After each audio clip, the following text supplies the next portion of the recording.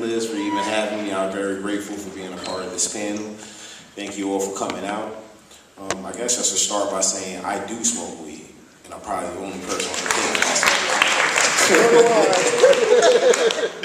smoke. But I mean, I'm here to speak a little bit about my personal experience dealing with marijuana arrest in New York City, and how it affected me, my childhood, and helped to develop the person that I am today. So in a way, it kind of created me to be an organizer and a revolutionary without realizing it.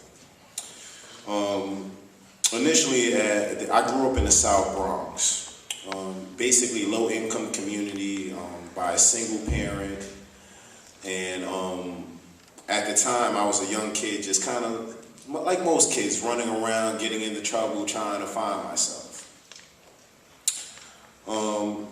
At the time, majority of the places where I found like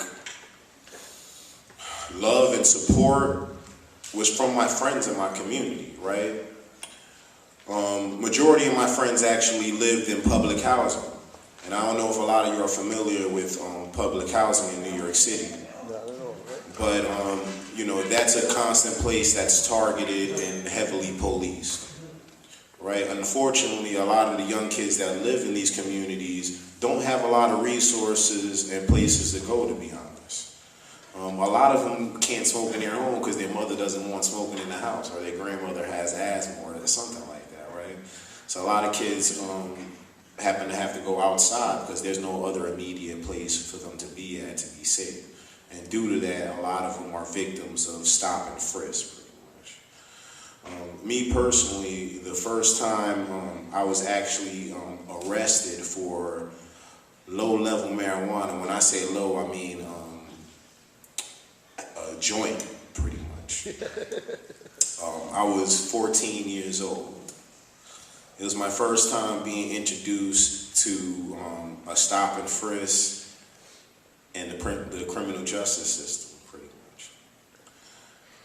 So once that incident happened, I was actually, the first time I ever caught a record was for a marijuana charge. Right, at 14 years old, that was actually my first charge. I actually got sent into a juvenile justice center. And coincidentally, the place that I got sent to, I saw it getting built before I even got put in there. Like, it's 3 blocks away from my home. I saw this place getting built, and I found myself in there shortly afterwards, right? So that became the pathway. That was like the term that some of you may have heard of, school to prison pipeline. That was like, I literally got arrested not too far from my school and was put in prison. From that point on, I actually, I mean, they say prison is the purpose of prison is to rehabilitate. That's what they say the purpose is for. I don't see that. In reality, there is no counselors there to counsel you on issues that you're dealing with in your personal life, mental issues that you may be dealing with, psychological, emotional, all those things. There's no one there to help counsel you or help you get through any of that stuff or figure it out. There's no kind of resources at all, pretty much. It's pretty much a cot and 3 meals a day. That's what you get in a prison system. I had to realize that firsthand as a juvenile. And like I told you guys, I came from a home from a single parent that did pretty well, and she tried to provide for me very good. But there was limited resources in my community and limited amount of effort that she could give to me, because she was trying to take care of me and my 3 older brothers and my younger sister. So I found myself trying to look other places to get that love and attention, and I wound up being in prison just for that.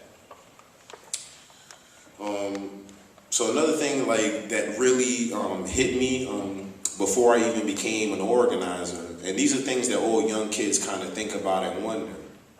Why is it that we always have a whole bunch of police in our community? communities? Why is it that every time I turn a corner, I see a police officer? Why is it that every time I walk down a block, or if I have a hoodie on, I look like I'm a criminal and I'm about to commit a crime, right? Why is it that I gotta fear walking through the projects that I actually live right across the street from and wind up being arrested? Why should I have to fear that, right? And I actually got a lot of answers by just, it made me start reading more. And I guess being locked up, the only benefit that it does is keep you locked up in a room and you can read a lot more. So I started reading a lot more books and educating myself. And I learned a lot about how America is pretty much colorblind at this point. And the reality is that these practices and policies that are used disproportionately in communities of color are racist. Like, just to call it flat out, it's racist. And I don't think enough people, in order to fix the problem, you gotta address the problem. True indeed, stopping first is not good and it's not effective. And at the same time, it disproportionately targets communities of color. But the reality is that, why is it that it targets these communities? Because it's targeting people of color. And I think of the term the war on drugs, and I don't see it as the war on drugs, I see it as the war on people of color, pretty much. Which I'm gonna airbrush on this shirt later.